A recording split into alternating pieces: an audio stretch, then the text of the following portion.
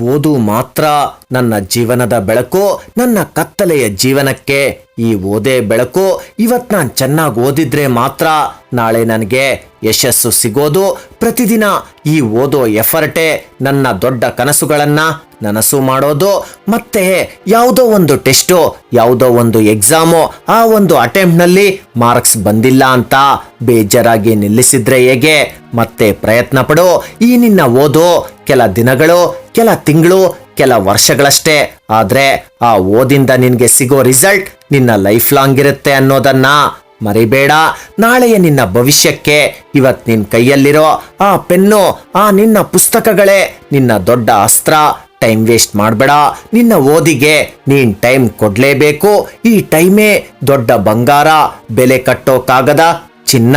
ಈ ಓದೋ ಮೆಟ್ಟಲುಗಳನ್ನ ನೀನ್ ಹತ್ತಲೇಬೇಕು. ನಿನ್ನ ಕನಸು ದೊಡ್ಡದಾಗಿದೆ ಅಂದಮೇಲೆ ನಿನ್ನ ಪ್ರಯತ್ನ ಚಿಕ್ಕದಾಗಿದ್ರೆ ಹೇಗೆ? ಆ ಪ್ರಯತ್ನವು ದೊಡ್ಡದಾಗಿರ್ಲಿ. ನಿನ್ನ ಓದೋ ಆ ನಿನ್ನ ಶಕ್ತಿ, ಆ ಸಕ್ಸಸ್ ಅನ್ನೋದು ಅದೃಷ್ಟದಿಂದ ಬರಲ್ಲ, ಎಫರ್ಟ್, ಹಾರ್ಡ್ ವರ್ಕ್ ನಿಂದ ಮಾತ್ರನೇ ಬರೋದು. ಯಾವಾಗ್ಲೂ ಕಲಿಯೋ ಇಚ್ಛೆ ನಿನ್ನದಾಗಿರ್ಲಿ. ಪ್ರತಿದಿನ ಹೊಸದಾಗಿ ಪ್ರಾರಂಭ ಮಾಡೋ. ಹಳೆ ತಪ್ಪುಗಳಿಂದ ಕಲ್ತು ಮುಂದಕ್ಕೆ ಬಾ. ಇವತ್ತಿನ ನಿನ್ನ ಓದೆ ನಿನ್ನ ಜೀವನದ ಬೀಜ.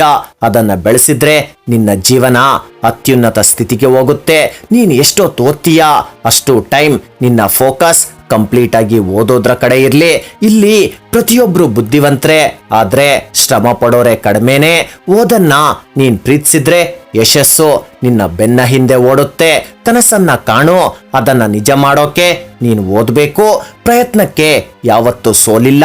ಈ ದಿನದ ನಿನ್ನ ಓದೆ ನಾಳೆಯ ನಿನ್ನ ಶಕ್ತಿ. ಪ್ರತಿ ತಪ್ಪು ಒಂದು ಪಾಠ, ಅದರಿಂದ ಕಲ್ತು ಮುಂದಕ್ಕೋಗು. ನಾನು ಕೂಡ ಚೆನ್ನಾಗಿ ಓದ್ಬಲ್ಲೆ ಅನ್ನೋ ನಂಬಿಕೆ ನಿನ್ನಲ್ಲಿರ್ಲಿ. ಸಾಧನೆಯ ದಾರಿಲಿ ಈ ಓದೆ ನಿನ್ನ ಗೆಳೆಯನಾಗಿರ್ಲಿ. ನಿನ್ನ ನಿಜವಾದ ಶತ್ರು ನಾಳೆ ಓದ್ತೀನಿ ಅನ್ನೋದು. ಒಂದ್ಸತಿ ಮಾರ್ಕ್ಸ್ ಕಡಿಮೆ ಆದ್ರೆ ಏನೋ, ಮತ್ತೆ ಎದ್ದು ಓದೋಕೆ ಸ್ಟಾರ್ಟ್ ಮಾಡು. ಅದೇ ನಿನ್ನ ಧೈರ್ಯ.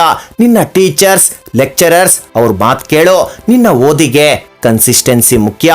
ಈ ವಿದ್ಯೆಯೇ ನಿನ್ನ ಆಭರಣ, ಅದನ್ನ ಯಾರು ಕದಿಯೋಕ್ಕಾಗಲ್ಲ.